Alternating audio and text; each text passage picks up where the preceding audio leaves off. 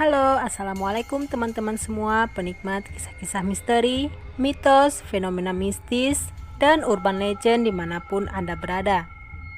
Jumpa lagi bersama kami dari Fenomena Tanpa Jasad.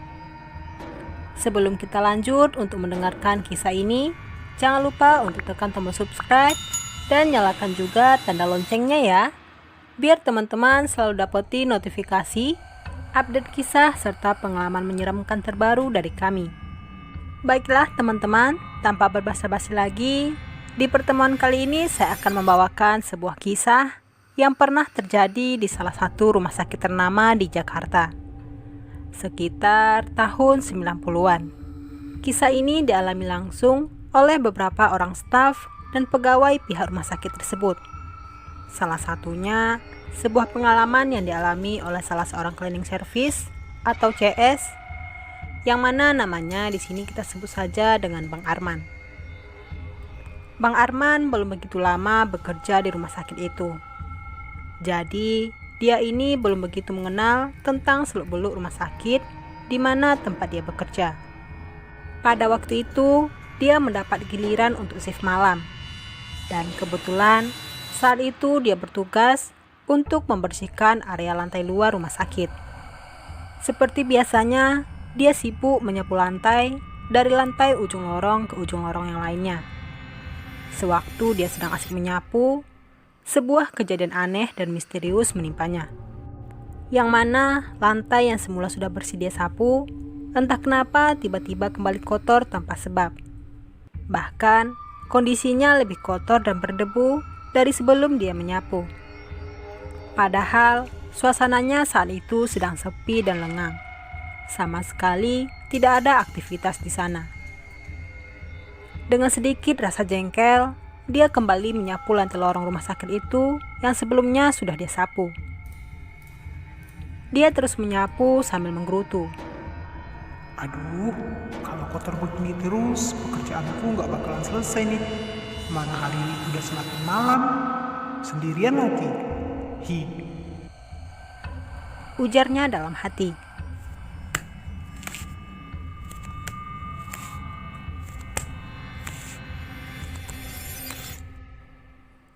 Tiba-tiba terdengar langkah seseorang yang sedang menyeret kakinya dari arah belakang tempat Bang Arman berada.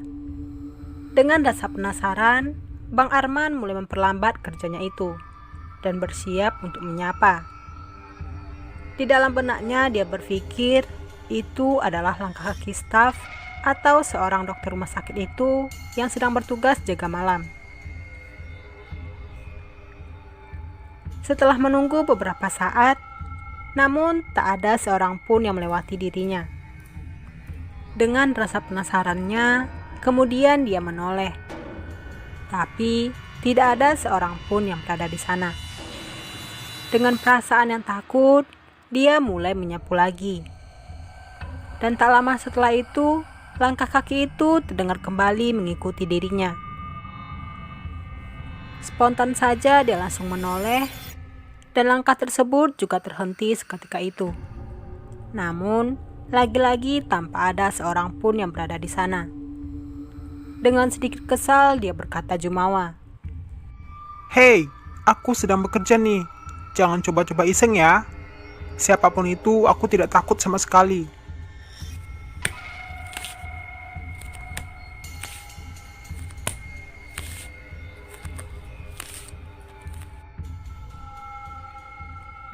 Terdengar kembali seseorang yang sedang berjalan menyeret kakinya. Tak lama kemudian, dari ujung lorong seorang pria berumur sekitar 50 tahunan dengan memakai seragam pasien sedang berjalan menyeret salah satu kakinya sambil kedua tangan memegang perutnya. Bapak itu berjalan melewatinya sambil meringis menahan sakit. Pria tua itu hanya melewati tanpa menyapanya. Sesekali dia mengeluh kesakitan dan terus berjalan melewati CS itu.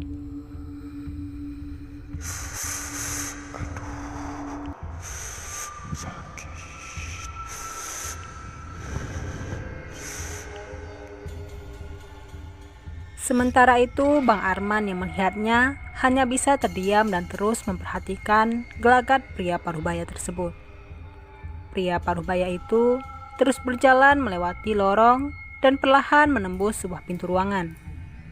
Lalu lenyap begitu saja.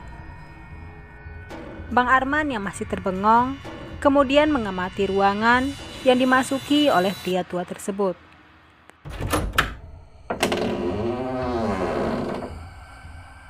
Sedang apa bengong di situ, Mas? Nungguin saya ya? Terdengar suara seorang pria tua yang telah mengintip dari celah-celah pintu ruangan yang setengah terbuka. Di tengah pemandangan itu, tubuhnya seakan kaku tidak bisa digerakkan. Sampai akhirnya,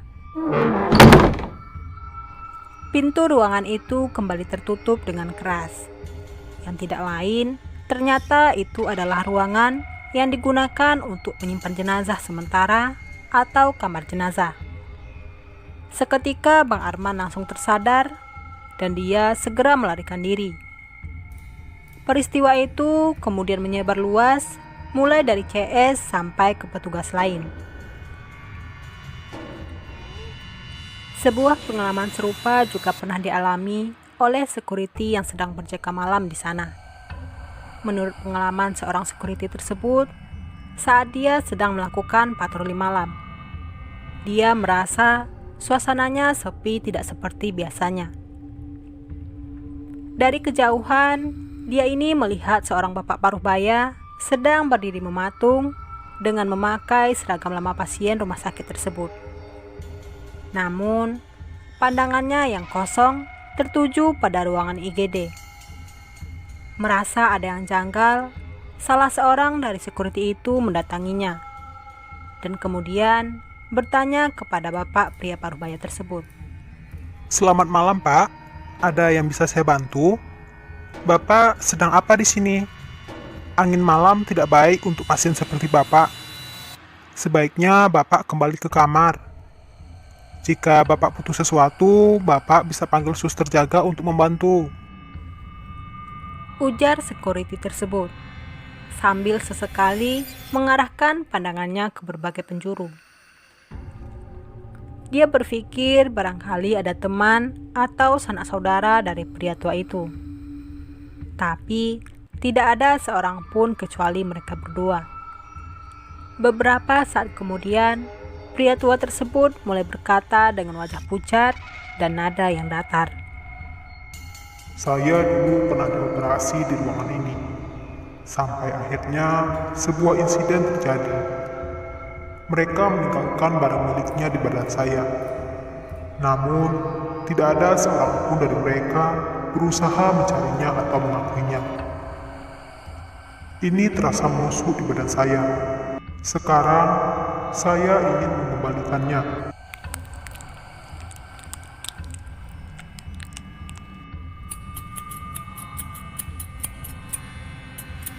Tampak pria tua tersebut membuka baju dan kemudian tangannya perlahan membuka luka jahitan yang berada di perutnya. Setelah itu, sambil menahan sakit, lalu dia mengeluarkan sebuah gunting yang tertanam di dalam tubuhnya itu. Sontak saja security itu lari terbirit-birit, dan dengan cepat kabar itu beredar luas. Sempat beberapa kali pengecekan oleh anggota lain sesama security yang bertugas. Tapi rekaman CCTV itu menunjukkan bahwa dia sedang berdiri di depan ruang IGD sambil berbicara seorang diri. Belum adanya cukup bukti, lagi-lagi pihak rumah sakit dengan sengaja menutupinya.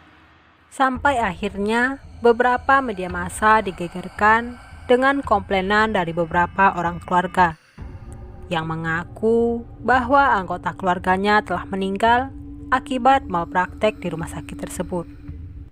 Dan kabarnya, beberapa kali kasus malpraktek seperti itu masih terjadi di rumah sakit tersebut.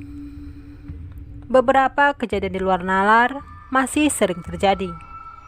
Bila malam tiba, sering terdengar jeritan-jeritan pilu.